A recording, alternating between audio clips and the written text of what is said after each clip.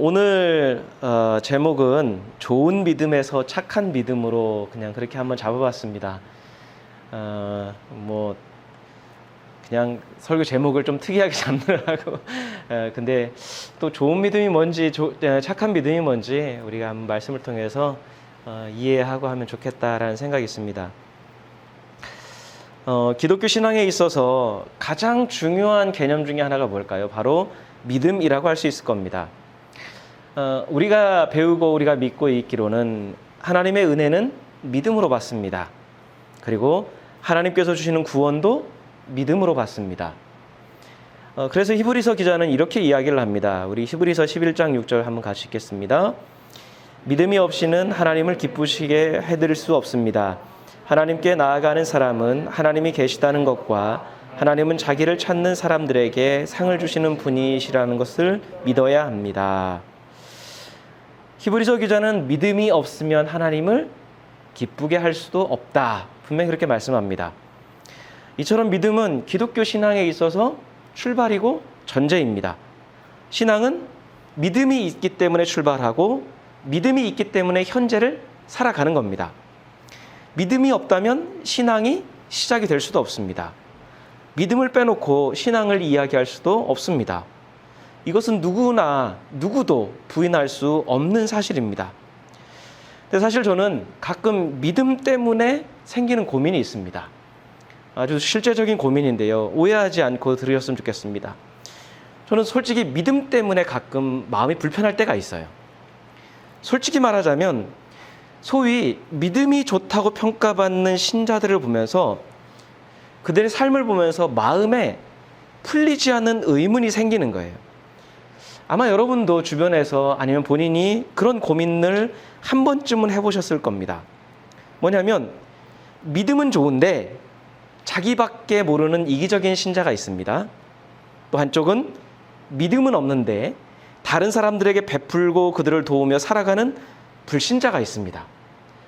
그러면 하나님은 누구를 구원하고 싶으실까?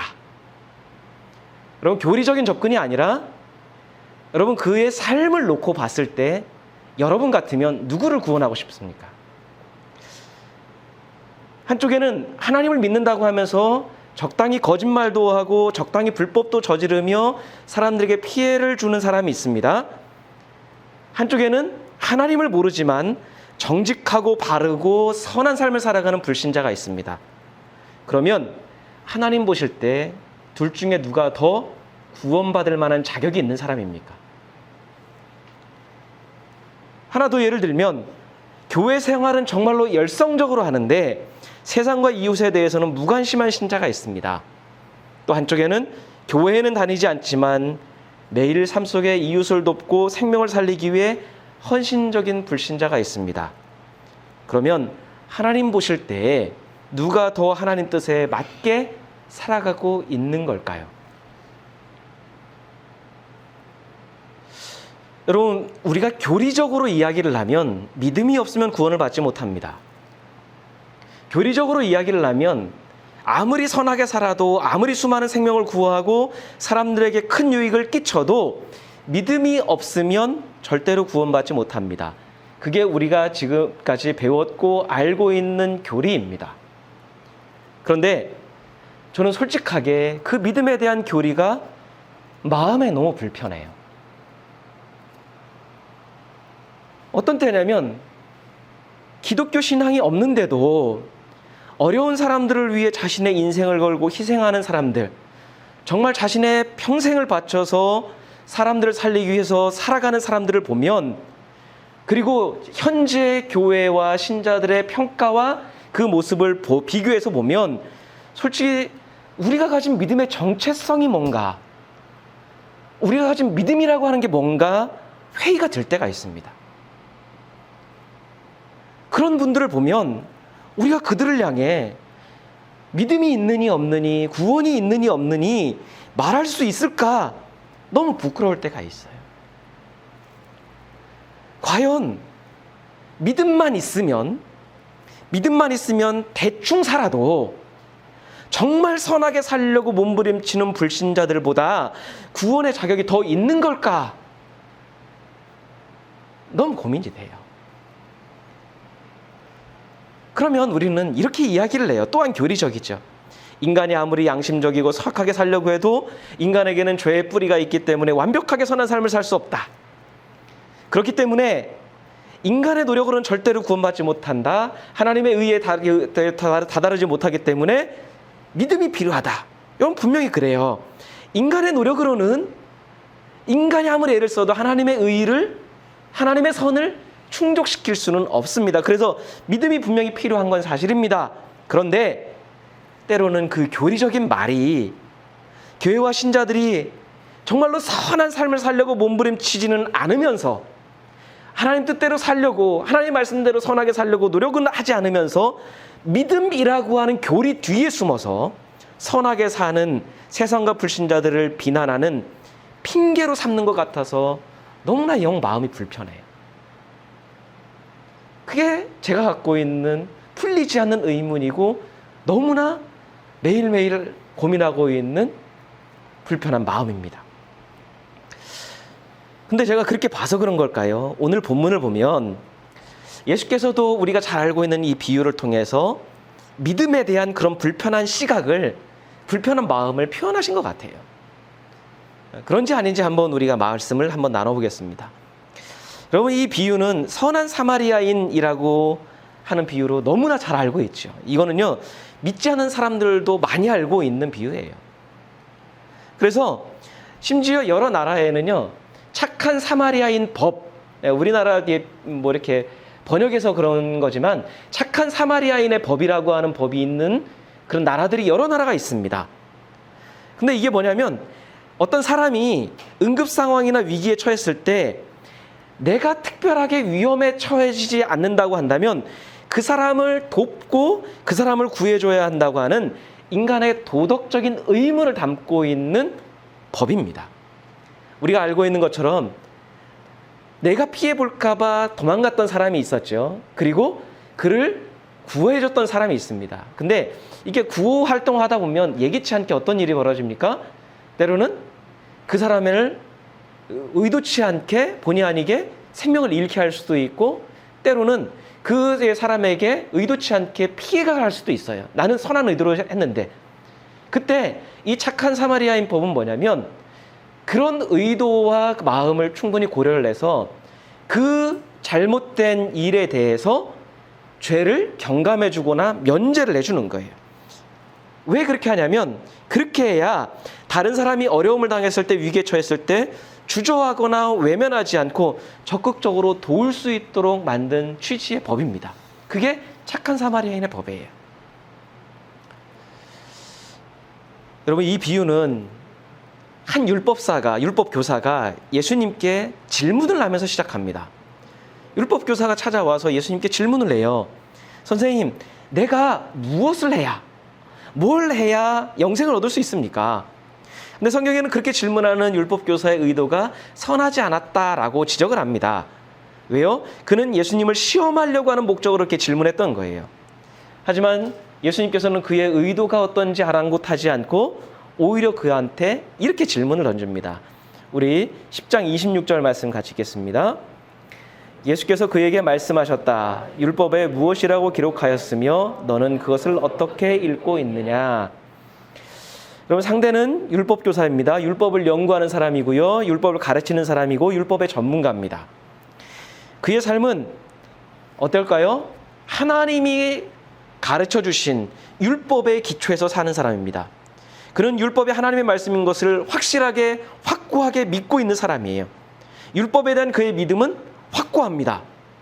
그래서 예수님은 그가 가장 잘 알고 있고 가장 잘 믿고 있는 율법에 어떻게 기록되어 있느냐, 그가 율법을 어떻게 이해하고 있는지 되물으신 거예요. 그러자 율법교사는 확실히 율법의 전문가입니다. 그는 자신이 믿고 있고 알고 있고 평생 가르쳤던 율법에서 영생을 얻는 것에 대한 답을 정확하게 압니다. 우리 27절 말씀 같이 읽겠습니다. 그가 대답하였다. 내 마음을 다하고 내 목숨을 다하고 내 힘을 다하고 내 뜻을 다하여 주 너의 하나님을 사랑하여라 하였고 또 내 이웃을 내 몸같이 사랑하여라 하였습니다. 여러분, 여기서 우리가 주 너의 하나님을 사랑하여라, 내 이웃을 내 몸같이 사랑하여라. 이 두 가지를 설교 끝까지 기억하고 있어야 됩니다. 이 두 가지가 이 비유를, 선한 사마리아인의 비유를 끌어가는 핵심입니다. 율법교사는 모세가 가르친 율법을 정확하게 이해하고 있어요. 하나는 뭡니까? 하나님을 전심으로 사랑하고 그와 똑같이 이웃을 사랑하라고 명령하셨어요. 그것이 영생을 얻는 길이라고, 영생으로 가는 길이라고 분명하게 가르쳐 주셨습니다. 율법교사는 이 사실을 정확하게 알고 있었고 확실하게 믿고 있었고 믿었기 때문에 가르쳤습니다. 더 이상 예수께서 그에게 가르쳐 줄 게 없어요. 너무나 정확하게 정답을 말하고 있기 때문입니다. 그의 지식, 그의 믿음이 너무 분명했기 때문입니다. 그래서 예수님이 그에게 이렇게 말씀하셨습니다. 28절에 보면 예수께서 그에게 말씀하셨다. 내 대답이 옳다. 뭐예요? 네가 알고 있는 게 정확하다. 그러면 어떻게 해요? 그대로 행하여라. 그러면 살 것이다. 내가 정확하게 알고 있고 정확하게 믿고 있다. 그러면 해. 그러니까 예수님이 그에게 해주신 답은 딱 하나예요. 그대로 행해라. 알고 있는 거, 믿고 있는 것을 행하면 살 수 있다고, 영생을 얻는다고 말씀하시는 겁니다. 여러분, 이 예수님과 이 사람과의 대화에서 예수님은 그한테 대단한 것을 말씀하시지 않았어요. 이미 그가 알고 있는 것을 확인만 해주셨어요. 그리고 그렇게 하면 된다고 격려만 해주신 거예요. 그럼 하면 되잖아요. 근데 율법교사는 어떤 마음이 있었는지 예수님 그 대답에서 한 자리 빼요. 우리 29절 말씀 같이 읽겠습니다. 그런데 그 율법교사는 자기를 옳게 보이고 싶어서 예수께 말하였다. 그러면 내 이웃이 누구입니까? 누가는 율법교사가 이렇게 질문하는 의도를 뭐라고 이야기를 합니까? 자기를 옳게 보이고 싶어서. 예수께서는 분명 알고 있는 대로, 네가 믿고 있는 대로 하나님 사랑하는 그 마음으로 이웃을 사랑하면 된다 말씀하셨어요. 그것을 바른 믿음이라고 말씀하신 겁니다. 그런데 율법교사가 생각하는 옳은 믿음은 달랐던 것 같아요. 어쩌면 그의 관심은 내 믿음이 더 낫다, 내 믿음이 옳다, 내 믿음이 바르다라는 것을 확인받는 것에 관심이 있었던 것 같아요. 그는 평생을 율법을 가르치다 보니까 어떤 오류가 생겼습니까? 교리에 얽히고 교리에 갇힌 사람이 됐어요. 율법 논쟁에, 신앙 토론에 익숙한 사람이에요. 어떤 게 바른 건지, 어떤 게 나은 건지 여기에 익숙한 사람이에요. 그래서 그는 행하는 것보다는 입으로 떠들고 가르치시는 데 익숙한 사람이에요. 여러분, 율법교사가 되는 사람이 이웃이라고 하는 개념을 모를까요? 여기 초등학교에 다니는 저희 막내도 이웃이라는 게 이야기하면 알 수 있어요. 이웃이 누구예요? 옆에 있는 사람이에요. 그냥 내가 만나는 사람입니다. 하지만 율법교사는 율법에 너무 얽매여 있고 율법에 갇혀 있다 보니까 어떻게 해요? 이 사람은 어디까지 생각하는가? 그러면 이웃의 범위가 뭡니까? 내가 이웃을 누구까지 인정해야 될까요? 그러니까 이 마음속에 뭐가 있는 거예요? 내가 이웃을 잘못 생각하면, 그래서 그를 잘못 섬기면, 잘못 사랑하면, 이웃이 아닌 사람한테 하게 되면은 본인 생각엔 뭐예요? 이거는 이웃을 사랑하는 게 아니에요. 왜요? 이웃이 아닌 사람을 사랑했기 때문에. 그러니까 이 사람은 뭐예요? 종교가 다른 이방인도 이웃으로 인정해야 되는지, 나와 얼마나 친분이 있어야 하는지, 나와 생각이 다른 사람도 이웃이 될 수 있는지, 학력이나 재산이 떨어진 사람도 이웃으로 인정해야 될지, 이 모든 것을 놓고 고민하는 거예요. 어디까지 이웃으로 인정해야 될까? 그 사람 딴에는 자신의 믿음이, 율법에 대한 그 선이 그 정도로 정확하고 확실하다고 인정받고 자랑받고 싶었던 것 같아요. 내가 이 정도로 믿음이 정확한 사람이다. 그러다 보니까 짐작컨대 지금껏 그 사람은요, 어떤 사람까지 이웃으로 인정해야 할지 논쟁하고 토론하고 고민은 많이 했을지 모르겠지만 이웃에게 정작 아무것도 하지는 않았을 것 같아요. 그래서 그의 질문에 예수님께서는 대답 대신에 비유를 말씀하시는 거예요. 그 비유가 바로 착한 사마리아인의 비유예요. 어떤 사람이 예루살렘에서 여리고로 내려가다가 강도를 만났습니다. 예루살렘으로에서 여리고로 내려갔다라고 하는 것으로 봐서 그 사람은 분명히 유대인이에요. 강도들도 그 사이에서 만났으니까 강도들도 유대인입니다. 강도들은 그 사람이 가진 것을 빼앗는 것에서 그치지 않아요. 죽기 직전까지 그 사람을 때렸습니다. 그리고는 그 사람을 버리고 도망쳤습니다. 그래서 누군가 빨리 도와주지 않는다면 이 사람은 죽을 위기에 처하게 됐습니다. 그런데 불행 중 다행으로 마침 그곳을 제사장이 지나갔습니다. 제사장도 유대인입니다. 그 길로 내려가다가 라고 하는 것으로 봐서 제사장도 예루살렘에서 내려오고 있는 길이에요. 아마도 그의 신분으로 보아서는 하나님께 제사를 드리고 우리식으로 하면 예배 드리고 오는 길이었을 겁니다. 제사장이 지나가다가 강도를 만나서 죽어가고 있는 사람을 봤습니다. 제사장이 도와준다면 이 사람은 살아날 수 있습니다. 그런데 어떻게 해요? 제사장은 죽어간 사람을 분명히 봤는데 그를 외면합니다. 죽어간 사람 돕지 않고 방치한 채 그냥 지나가요. 잠시 후에 강도 만난 이 사람에게 또 한 번의 기회가 찾아옵니다. 레위 사람이 지나가요. 그 사람도 유대인이에요. 그곳을 지나가다가 그 죽어가는 사람을 또 봤습니다. 하지만 이 레위 사람도 죽어가는 사람을 돕지 않고 그냥 지나쳐갑니다. 여러분, 제사장과 레위 사람이 강도 만나 죽어가는 사람을 왜 그냥 지나쳤는지 여러 가지 해석들이 분분합니다. 시체를 만지면 안 된다라고 하는 율법의 규정 때문에 하나님을 섬기고 또 제사를 주관하는 그런 제사장과 레위 사람이 부정해질 수 있기 때문에, 그러면 제사를 드릴 수 없기 때문에 그냥 지나쳤다라고 하는 해석도 있어요. 아니면 강도 만난 사람을 보고 그 당시에 강도들이 출몰했기 때문에 자신도 강도를 만날 수 있는 두려움 때문에 그냥 지나쳤다고 하는 이야기도 있습니다. 어떤 것이 정확한지는 알 수가 없어요. 근데 분명한 뭐예요? 나한테 피해가 될까 봐 돕지 않았다라고 하는 것은 사실입니다. 다만 우리가 짐작할 수 있는 건 뭐예요? 예수께서 왜 이 비유의 말씀을 하셨는지 예수님의 의도 속에서 찾는 게 가장 좋은 방법이죠. 예수님은 비유를 말씀하시면서 왜 강도 만난 사람을 돕지 않는 사람들을 하필이면 제사장, 레위 사람, 유대인 중에서도 가장 경건하고 유대인 중에서도 가장 믿음이 좋다라고 대표되는 그 두 사람으로 말씀하셨을까? 제사장과 레위 사람이 상징하고 가리키는 사람이 누구일까? 분명히 예수님은 뭔가 의도가 있기 때문에 그들을 등장시키신 거겠죠. 첫째로 제사장과 레위 사람은 바로 예수님께 질문하고 있는 바로 율법교사일 수 있습니다. 더 나아가서 그가 예수께 모범답안으로 대답했던 율법에서 아까 뭐라고 얘기했죠? 첫 번째, 영생을 얻기 위한 첫 번째 조건, 하나님을 전심으로 사랑하는 것. 그러니까 제사장과 레위 사람이 상징하는 건 누구예요? 하나님을 전심으로 사랑하는 사람들, 하나님을 열성적으로 믿는 사람들일 겁니다. 율법에는 하나님을 전심으로 사랑하고 이웃을 자신의 몸과 같이 사랑하라고 되어 있어요.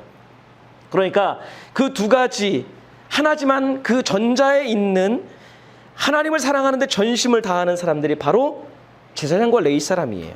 제사를 주관하고 섬기는 사람들이니 하나님께 가장 잘 예배를 드릴 것이고 가장 믿음이 좋은 사람이라고 할 수 있습니다. 그런데 그들이 같은 동족, 같은 동료, 유대인이 죽어가는 것을 돕지 않아요. 하나님은 전심으로 사랑하는데 이웃의 어려움과 이웃의 위기에는 관심이 없습니다.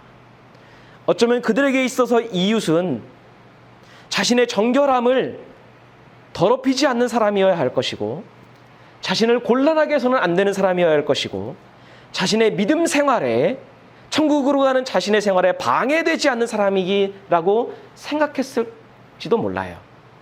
어쨌든 가장 믿음이 좋은 사람을 대표하고 믿음이 가장 좋다고 생각하는 두 사람, 그 두 사람 다 강도 만난 사람의 이웃이 되어주지 않아요.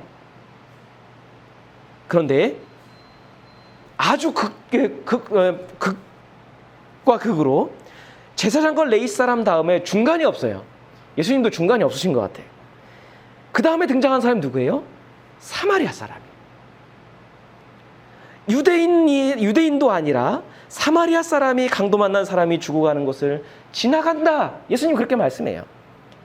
제사장 레위 사람에 비교하면 사마리아 사람은 믿음이 없는 사람이에요. 그 당시에 유대인들은 지옥의 땔감이 사마리아 사람들이라고 여겼어요. 당시 유대인들은 사마리아 사람들을 경멸했습니다. 이방인들보다도 못한 존재들이 사마리아 사람들이에요. 여러분, 예루살렘 성전에요, 여인의 뜰도 있고 이방인의 뜰도 있습니다. 근데 사마리아 사람들을 위한 공간은 없습니다. 하나님께 버림받은 존재들, 절대로 구원받지 못하는 존재들이 바로 사마리아 사람이에요. 그런데 예수님은 그런 사마리아 사람을 딴 사람도 아니고 제사장과 레위인 다음에 등장시켜요. 그러니까 제사장과 레위인 사마리아 사람은 완전 반대예요. 극과 극이에요. 그러면 예수님이 극과 극의 사람을 등장시킬 때는 뭡니까? 뭔가 강력한 메시지, 강력한 비교를 하기 위해서인 거예요. 사마리아 사람은 예배를 드리러 가는 것도 아니었고 여행을 하는 중이었습니다. 그러니까 개인 생활에 얽매인 사람이라고 할 수 있겠죠. 그런데 강도 만난 사람을 봤어요. 게다가 상대가 누구예요? 사마리아 사람을 그토록 혐오하는 유대인입니다. 원수나 다름이 없어요. 그냥 지나쳐도 됩니다. 유대인과 사마리아인의 관계로 보건대 그 사람이 그 강도 많은 사람을 돕지 않고 지나쳤다고 해도 아무도 비난하지 않을 거예요. 왜요? 그 정도로 유대인과 사마리아 사람은 관계가 좋지 않아요. 오히려 그 사람을 괜히 도와줬다가 나중에 부정한 사마리아 사람이 나를 도와줬다고 그 사람이 오히려 비난할지도 몰라요. 그런데도 사마리아 사람은 무슨 생각인지 그 사람을 도와줍니다. 자신이 가진 올리브 기름과 포도주로 상처를 싸매주고요, 자신의 가던 여행을 중단하고 그 사람을 자신의 짐승에 태워서 여관에 데려가서 밤새 그 사람을 돌봐줍니다. 그리고 거기서 그치지 않고 다음날 여관 주인한테 뭐라고 얘기해요? 2데나리온을 주면서, 아마 자신의 여행 경비였을 거예요. 소중한 돈입니다. 그것을 주면서 그 사람을 돌보아 달라고 부탁을 해요. 그리고 만약에 그 사람을 돌보다가 비용이 초과되면, 더 많이 들면 나중에 그마저도 자신이 와서 다 부담하겠다고, 갚겠다고 이야기합니다. 여러분, 강도 만난 사람을 도와준 사마리아 사람은 그러면 누구를 대표하는 걸까요? 아까 율법에서 바로 이웃을 내 몸같이 사랑하는 사람이에요. 믿음도 없고 구원도 받지 못할 것이라고 여겨지지만 이웃을 위해 희생하는 사람입니다. 따라서 예수님은 이 비유를 통해서 아주 극단적으로 두 부류를 비교를 하시는 거예요. 하나님을 전심으로 사랑하고 하나님에 대한 믿음이 확실하고 열성적이지만 이웃의 어려움을 외면하는 신자와 하나님에 대한 믿음은 없거나 보잘것없지만 이웃의 어려움을 위해 자신의 것을 기꺼이 희생하는 두 부류, 여기를 비교하고 계시는 거예요. 게다가 제사장과 레위 사람은 예루살렘에서 제사를 드리고 예배를 드리고 내려가는 길이었고, 사마리아 사람은 그냥 여행 중이었어요. 자신의 동족에 의해서 강도 만난 유대인, 그 사람은 같은 동료에 의해서 버림받았고, 그 버림받은 동료를 누가 구해주고 있습니까? 원수나 다름없는 사마리아 사람이 구해주는 거예요. 다른 사람도 아니고 예수께서 이 말씀을 하고 계시는 겁니다. 비유 끝에 예수께서는 내 이웃이 누구입니까? 이렇게 물었던 율법교사에게 이렇게 묻습니다. 야, 그러면 이 세 사람 중에 누가 강도 만난 사람의 이웃이 되어 주었느냐? 여러분, 그러면 뭐라고 대답하면 되나요? 사마리아 사람이라고 했어요. 근데 율법교사의 대답이 가관입니다. 37절 우리 말씀 보겠습니다. 뭐라고 이야기를 해요? 자비를 베푼 사람이라고 이야기를 해요. 여러분, 이게 정답인 것 같지만 정답이 아니에요. 예수님은 자비를 베푼 사람이라고 이야기하지 않으셨어요. 사마리아 사람이 그렇게 했다고 이야기를 했습니다. 예수님은 콕 집어서 누구도 아니고 사마리아 사람이 그렇게 했다고 이야기를 하셨어요. 근데 율법교사는 돌려서 얘기하는 거예요. 자비를 베푼 사람입니다. 왜 그랬을까요? 그의 믿음의 자존심이, 유대인이라고 하는 그 자부심이 사마리아 사람이 제사장과 레위인보다 더 선하게 했다. 그것을 인정할 수 없는 거예요. 그러니까 사마리아 사람입니다 이렇게 대답해야 되는데 자비를 베푼 사람입니다 이야기하는 거예요. 구원받지 못한,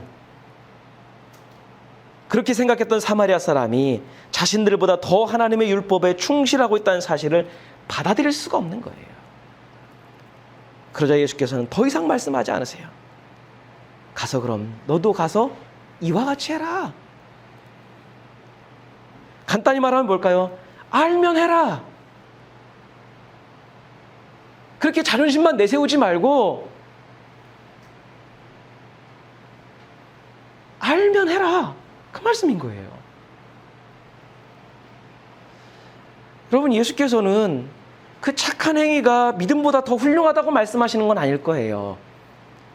공경에 빠진 사람을 돕는 게 하나님을 전심으로 사랑함보다 더 훌륭하다고, 그것이 더 훨씬 위대하다고 말씀하는 것도 아닐 거예요. 하지만 하나님을 믿는 사람들이 이웃을 사랑하고 섬기지 않는 것에 대해서는 날카롭게 지적하고 계시는 건 분명합니다.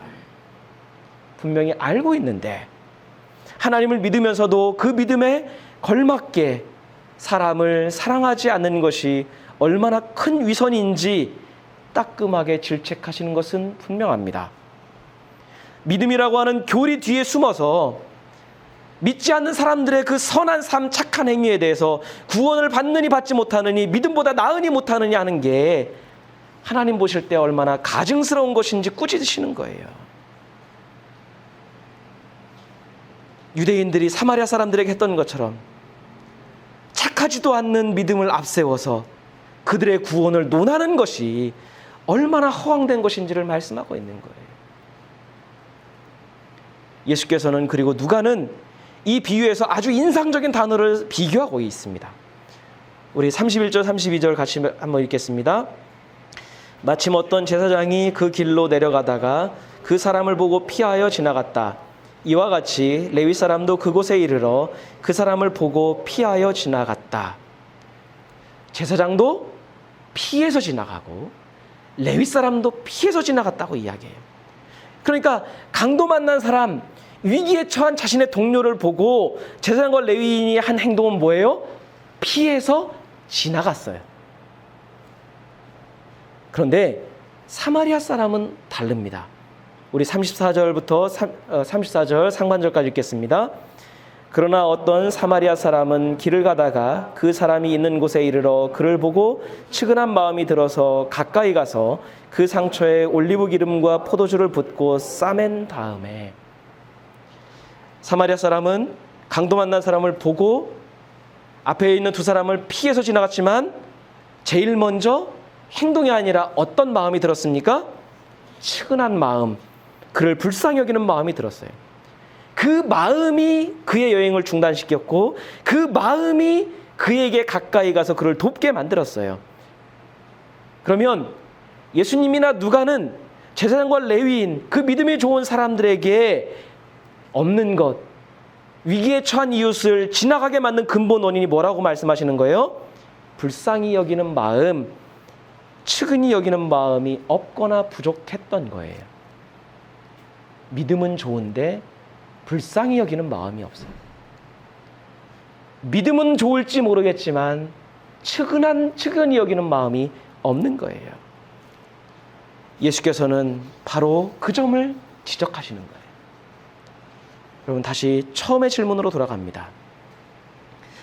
하나님께서는 믿음이 있지만 이기적인 신자와 믿음은 없지만 어려운 사람을 불쌍히 여겨 돕는 사람 중에 누구를 칭찬하실까요? 그럼 누구에게 더 구원의 자격이 있을까요? 예수님의 비유를 통해서 볼 때 하나님을 전심으로 사랑했지만 강도 만난 사람을 피해 지나간 제사장과 레위인을 더 칭찬하실까요? 아니면 하나님에 대한 믿음이 없어 보이지만 강도 만난 사람을 불쌍히 여겨 그를 도운 사마리아 사람을 더 칭찬하실까요? 여기서 제가 답을 내리면 교리적인 문제가 발생하기 때문에 고민과 판단은 여러분의 판단과 생각에 맡깁니다. 그러나 분명한 건 하나 있어요.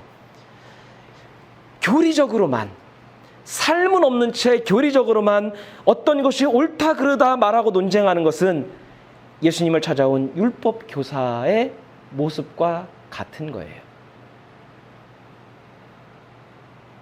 다만 우리의 믿음이 믿지 않는 이들의 착한 삶보다 나으려고 하는 노력이 우리에게 있어야 하지 않나요?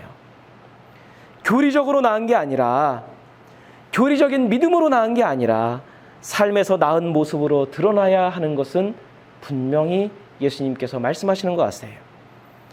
착한 사마리아 사람처럼 살지도 못하면서 사마리아 사람의 착한 행위에 대해서 구원을 받느니 못 받느니 왈가왈부하는 비겁한 행위는 멈추어야 하지 않을까요? 하나님에 대한 믿음이 정말로 확실하다면, 하나님을 전심으로 사랑한다면 교리적인 논쟁은 좀 멈추고 입은 좀 닫고 손과 발로 몸으로 이웃을 사랑하고 섬기는 것으로 우리가 옮겨가야 되지 않을까요? 착한 사마리아인은 성경에서 튀어나와서 일반 사회법까지 그 정신이 이어지고 있습니다. 법으로까지 제정될 정도로. 반면에 하나님의 백성, 예수님의 제자라고 자부하는 교회와 신자인 우리들은 얼마나 주님의 뜻과 그 정신을 삶 속에서 나오고 있을까요? 여전히 교리에 갇혀서, 성경에 갇혀서, 사회법은 착한 사마리아인 법까지 만들어서 어떻게든지 생명을 살리려고 하는데 우리는 여전히 교리에 갇혀서 살아가고 있지는 않을까요? 예수께서 율법교사와 같은 믿음을 옳게 보이는데 관심을 쏟는 지금의 우리에게 이렇게 말씀하실 겁니다. 내가 알고 있는 것, 네가 대답하는 것 옳다. 그대로 행해라. 그러면 살 것이다. 가서 너도 이와 같이 하라. 저는 예수님의 이 말씀이 이렇게 들립니다. 좋은 믿음 가지려고 노력하지 말고 제발 착한 믿음으로 살아라. 믿음이 있으면 제발 좀 착하게 살아라. 사마리아 사람들, 불신자들을 향해 믿음을 논하지 말고 그들에게서 배울 점이 있으면 배우고 도전을 받을 점이 있으면 도전받으면서 하나님 백성답게 살아라. 그렇게 말씀하실 것 같습니다. 함께 기도하겠습니다. 이 시간 우리 함께 기도할 때 우리가 삶이 되지 않으면서 선한 삶과 착한 행위들을 우리가 비난하는 것은 결코 하나님이 원하시지 않을 것 같습니다. 우리의 믿음, 구원을 자부하고 그걸로 판단하고 교리적으로 재단하라고 하나님 우리에게 믿음을 주신 건 아니지요. 믿음이 있으면 정말 그렇게 살아내야 되는데 그렇게 살고 있지 못하다면 구원을 논할 만큼의 믿음이 아닌 거예요. 근데 우리는 그 알량한 믿음을 내세워서 교회 다니지 않고 예수 믿지 않는다고 구원을 받느니 못하느니 너무 말이 앞서고 교리에만 얽매여서 살아가고 있는 것 같습니다. 제가 우리 함께 기도할 때 하나님, 우리가 교회 안에서 좋은 믿음 가지려고, 구원받기 위한 좋은 믿음 가지려고 노력하기보다 우리가 예수님 알고 하나님 믿으니까 우리가 알고 있는 거, 알고 있는 게 작다 할지라도 알고 있는 거 주변 사람들한테 소박하게 행하면서, 때로는 그들이 위기가 닥쳤을 때, 또 나의 어떤 돈이나 여건이나 뭐가 필요할 때 희생해서 도울 수 있는 행동하는 믿음, 착한 믿음으로 우리가 나아갈 수 있게 해달라고. 그래서 하나님이, 예수님이 더 이상 세상에서 그 믿음이